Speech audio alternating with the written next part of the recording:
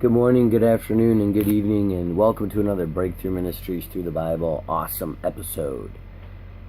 Today, let's talk about losing something and finding something. Okay, let's say you had $20 in your wallet. You know you did. And then all of a sudden you look around and you're like, it's not in there. Wait a second, where'd that $20 go? Then you tear apart your car, you come in, you tear apart the house, you look all over, you go through all your jeans, you pull that drawer in the bathroom, go through stuff, the other drawer by the bedstand, and you're looking, you ask, hey man, you guys see 20 bucks over here? Did you see that 20 bucks? You go through all your house, and then all of a sudden you find it. You're like, yeah, I found that 20 bucks. And you tell everybody, and you're happy about it. Or if you're going through your checking account, and you're like, wait a minute, I'm $50 short here, what happened? And you sort through all the things in your checking account, and you look, you're like, okay, it was that auto draft for the cell phone payment or whatever. And you find it, and you're like, all right. What if it's your cell phone? You drop your cell phone. You'll go through your car, through everything in your house, until you find that cell phone, right? What's something else that you have? Your wedding ring, maybe? It falls off. Women with jewelry? Wow. One time, I heard a story about a woman who had a piece of jewelry, and she lost it. And it was a nice antique piece. And then they moved, hey, Jeremiah. And then they moved, and then finally, they were moving their washer and dryer around, and all of a sudden, they found this antique ring in there, right? They found it. Or what about if you're out hiking with your son in the woods, or your kid goes to Boy Scout camp, and he's out there, and all of a sudden he gets wandered off from the rest of the troop. So everybody freaks out and panics, and they comb the woods, going back and forth to find your son, right? And then when they find him, they're more happy over that one boy that they lost. They should than all. split. They should split up and look for him? Yeah, that's right. Split up and look for the little guy. And then when they found that little boy, they're more happy over that little boy who was found and lost than over all the other troops who were never lost, right? Now, there's another parable I'm getting at here. What about if you're a farmer or a sheep herder, and you have 99 sheep or 100 sheep, and all of a sudden you notice you're missing one. You got to go out in the highways and the byways and through the woods. It talks about a good shepherd. He climbs across the river. You gotta grab a center, a grader, about farms, and then you can two farms, and then you can split up. Yeah, like get two farmers, get another farmer to help you, right?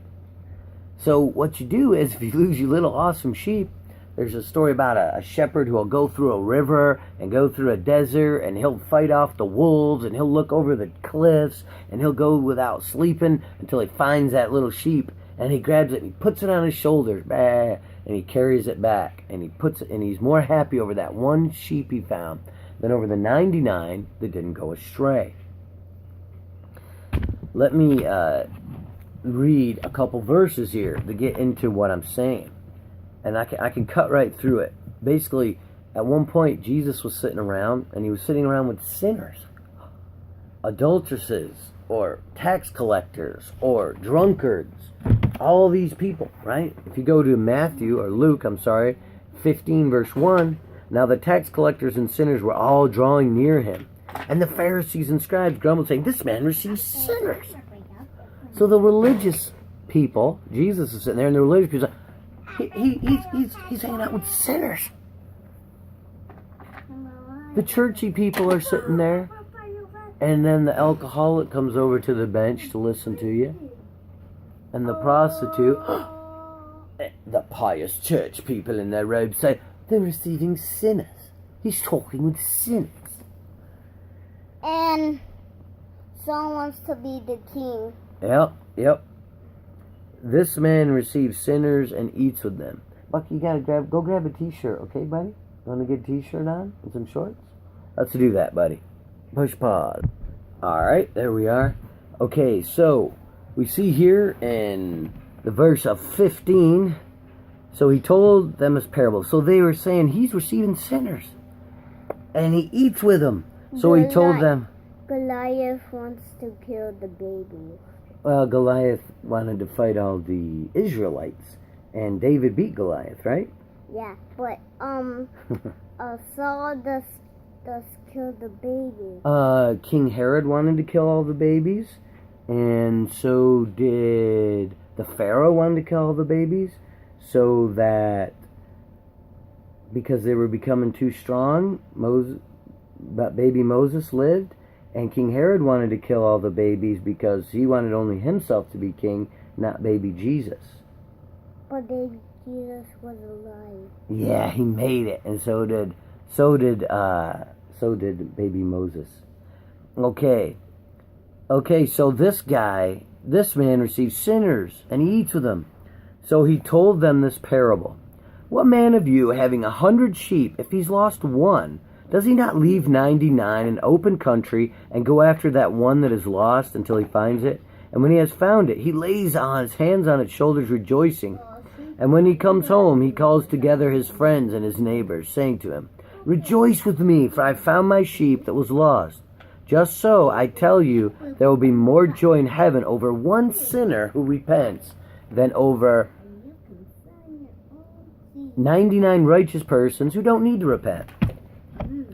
Okay, and then he talks about the coin. Or what woman having 10 silver coins, if she loses one coin, does not light a lamp, sweep the house, and look diligently until she finds it? And when she's found it, she calls together her friends and neighbors, saying, Rejoice with me, for I have found the coin that was lost. Just so, I tell you, there's joy for the angels of God when one sinner repents. And now, I got another one. 2 Samuel 14:4. Go with me to 2 Samuel chapter 14, verse 4. Alright, here we go. 2 Samuel 14, verse 4. Now, let me give you background on this one real quick. King David, a son of his, did something really bad. I mean, really, really, really bad. I mean, so bad, he was banished. He killed one of his brothers. But he killed one of his brothers because his brother did something even worse than him. If you can think about it, it's a horrible story in here. But his brother had raped his sister, which was disgusting. And this brother had a meeting, a dinner, a fake dinner with all the other brothers. And as a dinner. And the other brother that had violated his sister was there. So this brother killed that brother. And this is some crazy Game of Thrones stuff, but it happened. It's real Jewish history from the Bible stuff. So this brother kills his other brother. All the other brothers flee, and this brother goes banished off to a town. And he's living there estranged from his father for years after years after years after years. Because he did this vendetta. He avenged his sister for being violated by her brother by killing her brother that violated her, and then he was banished. He was living far, far away. But this is what happens. They ask one of these wisest women they can to go to King David and talk to him on behalf of his son. And this is what he says. 2 Samuel 14:14. Okay.